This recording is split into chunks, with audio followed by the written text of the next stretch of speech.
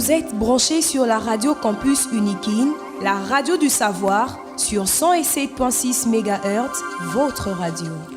Bonjour à tous et à toutes et merci de rester à l'écoute de la 107.6 MHz, la radio campus Alma Mater. Je vous donne les principaux titres de ce journal. Ouverture ce jeudi 26 septembre du procès RDC-Rwanda devant la Cour de justice de la Communauté des États de l'Afrique de l'Est. Une délégation congolaise est déjà sur place. Les diplômes d'État édition 2022 sont disponibles. Tous les inspecteurs provinciaux sont invités à les retirer et les livrer aux élèves. Et puis, persistance du phénomène Kuluna dans la commune de Bumbu. Les habitants de cette partie de Kinshasa implorent l'intervention des autorités. À la présentation, Jean-Paul Mbouya Koutoumissa. C'est ce jeudi que va s'ouvrir le procès opposant la RDC et le Rwanda devant la Cour de justice de la Communauté des États de l'Afrique de l'Est. Ce procès va se dérouler à Arusha en Tanzanie. Une délégation congolaise est déjà sur place. Explication, Jonathan Kachama. En prévision de la première audience du procès opposant la République démocratique du Congo au Rwanda devant la Cour de justice de la Communauté des États de l'Afrique de l'Est, et ainsi une délégation congolaise conduite par le vice-ministre de la Justice, Maître Samuel Bemba, est arrivée à Arusha en Tanzanie pour y assister. Ce procès fait suite à une requête déposée par Kinshasa contre Kigali pour violation de la souveraineté nationale et de l'intégrité territoriale. Lors de la 13e réunion du Conseil des ministres, vice-ministre au ministre de la Justice, Samuel Bemba, avait souligné que ce procès constitue le premier dans une juridiction internationale contre le Rwanda pour les violences commises en République démocratique du Congo. Il avait également exprimé l'espoir que cette affaire inspire d'autres juridictions internationales, notamment la Cour pénale internationale et la Cour internationale de justice. Signalons que ce procès qui débute ce jeudi se tiendra dans un contexte de tensions persistant entre la RDC et le Rwanda depuis la résurgence du mouvement rebelle M23. Vous avez suivi des explications de Jonathan Kachama pour le compte de la radio Campus Alma Mater. Bonne nouvelle pour les lauréats de la session 2022 de l'examen d'État. Leurs diplômes sont disponibles. C'est ce qui ressort d'un communiqué publié par la ministre de l'Éducation nationale et Nouvelle Citoyenneté, Raïssa Malou. Cette dernière a instruit les inspecteurs provinciaux pour le retrait sans délai de tous les diplômes et leur livraison. Persistance du phénomène Kuluna à Bumbu, une commune de la ville de Kinshasa. Ces bandits continuent de s'aimer la terreur dans cette partie de la capitale. Progélite Nganabanga est allé à la rencontre des habitants de Bumbu. Ces derniers demandent l'implication des autorités municipales et provinciales. Le problème de l'insécurité devient un casse-tête dans la commune de Bumbu. En allant vers la route Elengesa, la population est très inquiète. Les groupes de Kuluna se sont multipliés malgré l'intervention des agents de l'ordre. Il n'y a pas toujours un changement dans plusieurs quartiers de cette commune. L'accès de route aux passants devient de plus en plus dangereux. L'un des habitants de ce coin nous explique. Les fils de terroir qui dérangent ceux qui sont appelés communément des Kuluna, qui se battent à tout moment sans motif valable, qui dérangent les paisibles citoyens, surtout les passants. Par exemple, hier, vers 22h, deux jeunes gens, pour avoir interpellé son ami, il y a eu des bagarres terribles entre les deux groupes.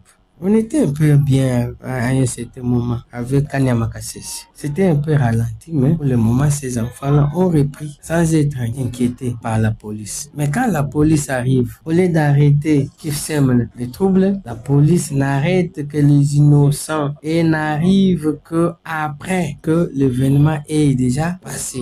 C'est leur mouvement perdu aujourd'hui. C'est parce que les fauteurs de troubles ne sont pas inquiétés. Ceux qui sont plus inquiétés, ce sont les innocents. La population de ce coin de la capitale interpelle le bourgmestre de la commune de Bumbu et les autorités de la ville de leur venir en aide, car ce phénomène Kuluna devient de plus en plus dangereux et inquiétant. Vous venez de suivre le reportage de Progélite Nganabanga. Naufrage sur le lac Tumba à Bikoro dans la province de l'Équateur. 4 personnes ont perdu la vie. Les victimes seraient des peuples autochtones. C'est ce que nous dit Merveille Congo. 4 personnes sont mortes à la suite d'un naufrage d'une pirogue sur le lac Tumba à Bikoro, territoire situé à 128 km de Mbandaka. 5 passagers ont été sauvés. Les 4 victimes sont des autochtones qui revenaient d'une cérémonie de mariage coutumier dans le village voisin de Lokonda, Lomola-Lembe. Un vent violent est à la base de cet incident, a indiqué Franck Poutela, leader des autochtones du territoire des Bikoro. Les faits sont confirmés par la société civile des Bikoro et des sources proches de l'administrateur du territoire. Notons que les cas de naufrage sont récurrents à l'Équateur et dans la région de Bandundu. Reportage de Merveille Congo. Changement de mentalité, on en reparle. Des citoyens congolais ont des attitudes et des comportements contraires aux valeurs.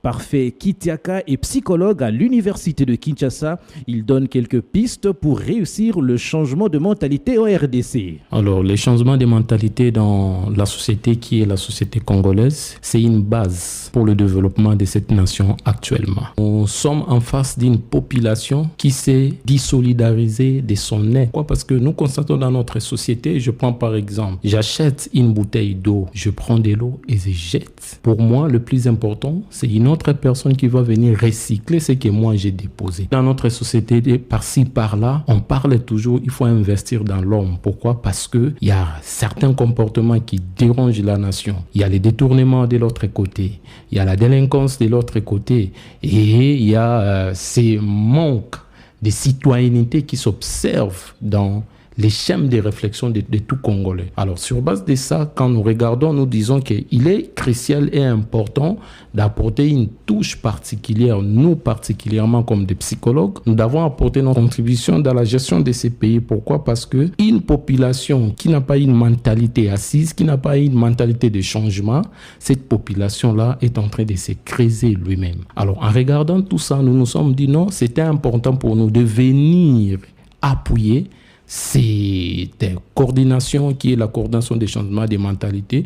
Et quand nous parlons des changements de mentalité, c'est tout un processus, c'est un système qui doit partir de l'école primaire jusqu'à l'université. Parce que le problème des changements de mentalité, c'est un problème pluridisciplinaire. Ce n'est pas pour une couche de la société, mais c'est pour toute la nation. De l'autre côté, les journalistes doivent sensibiliser dans le média, les juristes doivent dire la loi, doivent mettre les applications, les sanctions, et les sociologues et les psychologues doivent nécessairement travailler dans le comportement de l'homme afin que les changements de mentalité puissent s'observer réellement. Vous venez de suivre Parfait Kitiaka, il est psychologue à l'université de Kinshasa. En sport, la RDC a affronté le Congo-Brazzaville dans un match comptant pour les éliminatoires de la CAN U20 2025. Le match s'est joué au stade Massamba Deba à Brazzaville. Les Léopards de la RDC se sont inclinés sur le score de 1-0. C'est déjà la fin de cette édition d'information. Je vous rappelle les grandes lignes. Ouverture ce jeudi 26 septembre du procès RDC-Rwanda devant la Cour de justice de la Communauté des États de l'Afrique de l'Est.